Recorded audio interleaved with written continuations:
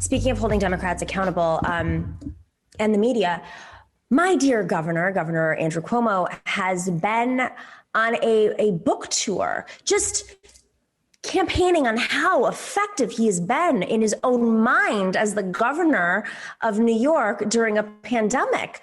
Just, I will say, like, Newsom is playing politics a little more. He's to fault for a lot, as we're very aware in California. But I don't feel like Newsom lives in a delusional world where he thinks that he solved COVID. I think that Andrew Cuomo literally thinks that COVID doesn't exist anymore, and he is responsible for ending it. So the Attorney General, just as a little background here before we post that clip, the Attorney General of New York is Letitia James. She was previously the public advocate of New York City, and prior to that, she was in the city council. She notably joined up with, it was endorsed by Cuomo when she ran for Attorney General in a very contested primary with Sean Patrick Maloney and oh my God, I'm forgetting her name. My dear friend out of New York, but it was a very contested primary, and she has aligned with him, but now she is not, and this might signal something more. So let's play that clip real quick. New York Attorney General Letitia James accusing the Cuomo administration of undercounting COVID-related deaths at nursing homes by as much as 50%. I want to bring in NBC News investigative correspondent Tom Winter with more on this. Tom, walk us through what this new report found. Sure, Craig. So a couple of things. As you said, the idea of undercounting the number of deaths related to COVID-19 at nursing homes, kind of top of the list of this report. It's 76 pages. The report says that there were a larger number of nursing home residents that died from COVID-19 than the New York State Department of Health published nursing home data reflected, and may have been undercounted by as much as 50%. Drilling into this report, they say specifically that the Office of the Attorney General, Letitia James's office, is investigating, quote, where the discrepancies cannot reasonably be accounted for. So they're trying to figure out, okay, there's no real good reason why these deaths should have been undercounted by almost 50%, Craig. On top of that, they're also looking into staffing issues at the nursing homes, PPE issues at the nursing homes. For instance, they note that for-profit nursing homes, pre-pandemic low staffing model simply snapped under the stress of the pandemic. They've got about 20 nursing homes, a little over that, over 20 nursing homes that are under active current investigation by the office, where their conduct during the first wave of the pandemic, quote, presented particular concern. The reason why this is getting so much attention, Craig, is that back in March of 2020, the Governor Andrew Cuomo, ordered that nursing home patients that were taken to the hospital as a result of their COVID-19 infections, that once they were able to be released, that they'd be brought back to those nursing homes. Now, critics of that plan and that order say that helped contributed to even more spread of COVID-19 at the nursing homes, and then obviously more illness and perhaps more deaths. So the governor's taken a lot of heat over this, and now there's serious concerns about whether or not his state's Department of Health accurately counted the number of deaths that are directly attributed to those nursing homes in COVID-19. So a lot more to drill into on this, Craig, but obviously some serious concerns being raised by the Attorney General's office. We've got now more than 20 nursing homes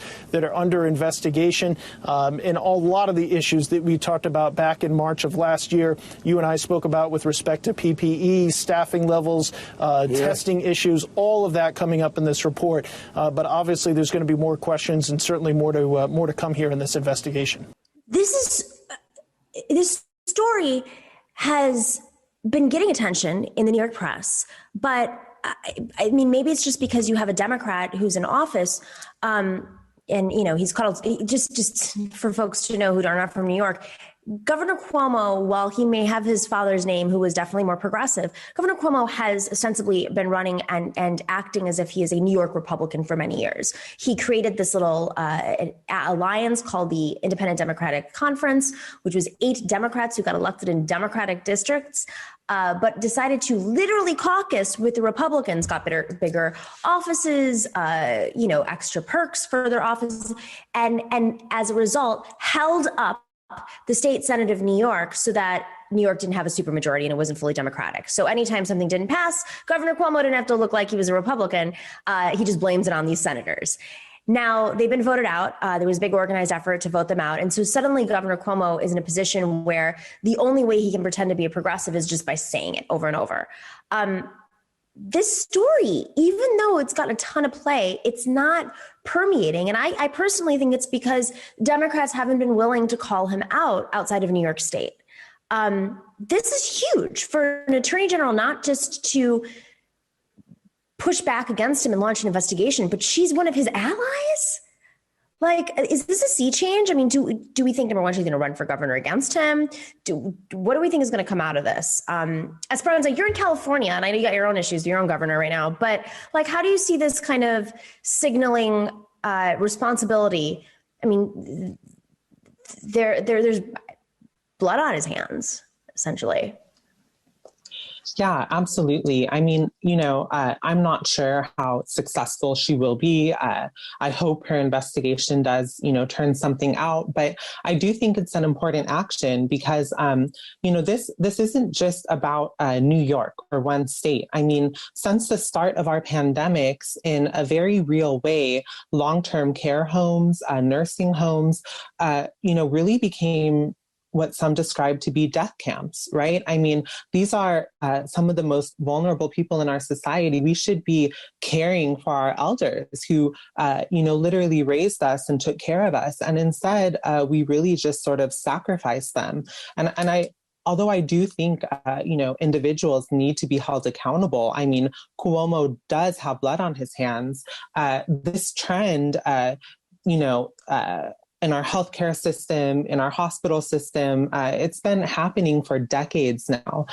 So when this pandemic started, even if you had someone who had the best intentions, who was a competent, politician who could manage it, the way that our system has been set up was going to result in mass death. One way or the other. And so I think holding these people accountable, and not just as individuals, but using this moment to push through deep reforms, deep changes that can lessen the impact when the next pandemic comes up, is going to be extremely important on our agenda over the next few years. Thanks for watching and listening to The Nomiki Show. But remember to click like and subscribe on YouTube, and please share on social media. If you're not already a patron, please join us for as low as $5 a month on patreon.com/The Nomiki Show for early and special content. That investment makes a huge difference. We are not corporate media raking in the dough. It's really you guys that are keeping us going. So please consider being a patron.